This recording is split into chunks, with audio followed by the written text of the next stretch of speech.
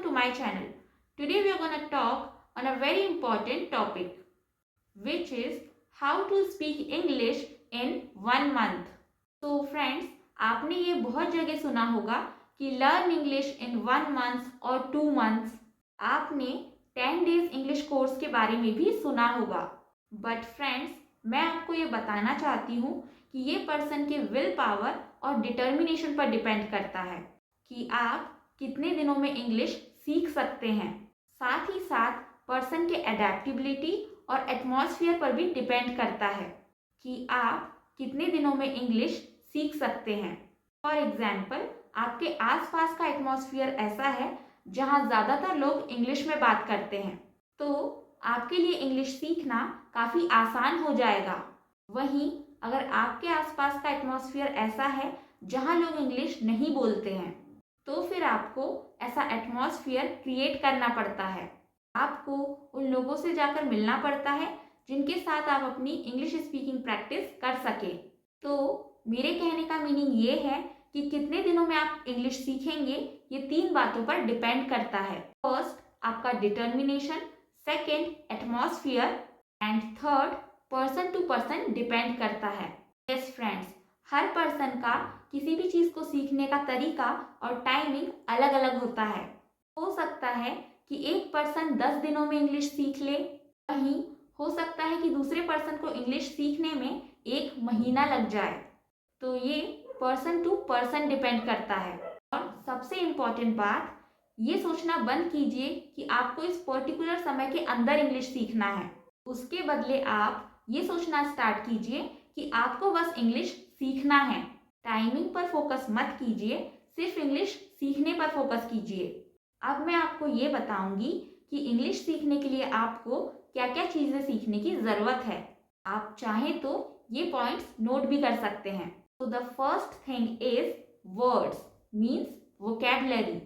Yes friends, सबसे पहले आप इंग्लिश वर्ड्स सीखिए, अपना वोकैबुलरी स्ट्रॉन्ग कीजिए और इंग्लिश वर्ड्स को हिंदी मीनिंग के साथ सीखिए.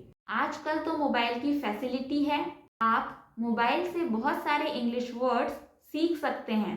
और अगर किसी के पास मोबाइल की फैसिलिटी नहीं है या फिर वो ज़्यादा मोबाइल यूज़ करना प्रेफर नहीं करते हैं, तो आप डिक्शनरी का भी यूज़ कर सकते हैं और आप बुक्स की हेल्प से भी वर्ड्स सीख सकते हैं. आप एक हैबिट डाल सकते हैं कि आप डेली के 10 इंग्लिश वर्ड्स सीखिए विथ हिंदी मीनिंग और उसको अपने डेली कॉन्वर्जेशन में बोलने की कोशिश कीजिए. तो the first thing was words. Okay, so now moving on to the next thing which is verbs. अब आप सोच रहे होंगे कि वर्ड्स और वर्ब्स अलग अलग है क्या. Yes friends, as we all know कि वर्ड्स और वर्ब्स दोनों अलग अलग हैं. अगर आपको इंग्लिश सीखना है तो आपको वर्ब्स आनी ज़रूरी है. Verbs with Hindi meanings and verbs with all 3 forms, ये आपको आना बहुत ज़रूरी है. सो आप डेली के 10 verbs with Hindi meaning and with all 3 forms learn कीजिए और उसे भी अपने डेली कॉन्वर्जेशन में बोलने की कोशिश कीजिए. All right, so the next point is translation. जब आपके पास बहुत सारे वर्ड्स एंड वर्ब्स का ट्रेजर होगा, तब आपको ऑटोमेटिकली ट्रांसलेशन बनने लग जाएगा. दैट्स वाई मैंने कहा कि वर्ड्स एंड वर्ब्स सीखिए और उन्हें मीनिंग के साथ सीखिए और ट्रांसलेशन की प्रैक्टिस छोटे छोटे सेंटेंसेस को ट्रांसलेट करने से स्टार्ट कीजिए. Okay, so the next point is sentences. आप सेंटेंस को फॉर्म करना सीखिए. आई मीन सेंटेंस को बनाना सीखिए. सेंटेंस बनाना अगर नहीं आता है तो छोटे छोटे सेंटेंस बनाना सीखिए और स्ट्रक्चर के थ्रू सेंटेंस बनाना सीखिए. बेसिक सेंटेंसेस और डेली यूज स्मॉल सेंटेंसेस बनाना सीखने से शुरुआत कीजिए. स्ट्रक्चर के थ्रू सेंटेंस बनाना थोड़ा इजी होता है, बट अगर आप चाहें तो आप डायरेक्टली सेंटेंस बनाना भी सीख सकते हैं. Okay, so the next point is grammar. अब ग्रामर में 2-4 चीज़ें हैं जो इम्पॉर्टेंट होती है, तो पहले आप वो सीख लीजिए. पहले तो आप टेंसेस सीख लीजिए. अगर आपने 10 सीख लिया तो आधी इंग्लिश तो आपको वैसे ही आने लग जाएगी। मैंने 10 से रिलेटेड कुछ वीडियोस चैनल पर डाल रखे हैं, तो आप वो भी देख सकते हैं।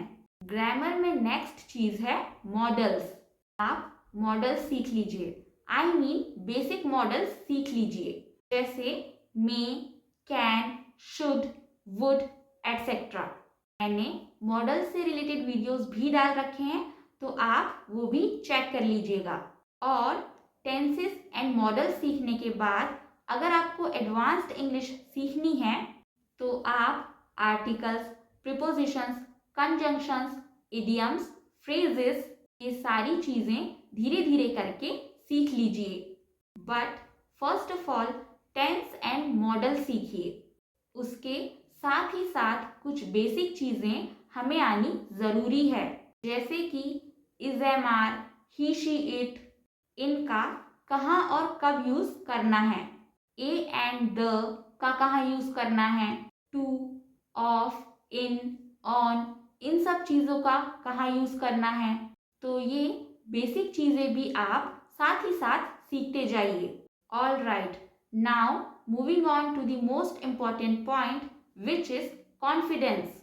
अगर आप इंग्लिश से रिलेटेड ये सारी चीज़ें सीख गए हैं या फिर आपको ऑलरेडी आती है बट आप इंग्लिश बोल नहीं पा रहे हैं, तो हेजिटेशन को एकदम साइड में कर दीजिए और जो भी चीज़ें हमने इंग्लिश से रिलेटेड सीखी हैं उन चीज़ों को बोलने की कोशिश कीजिए।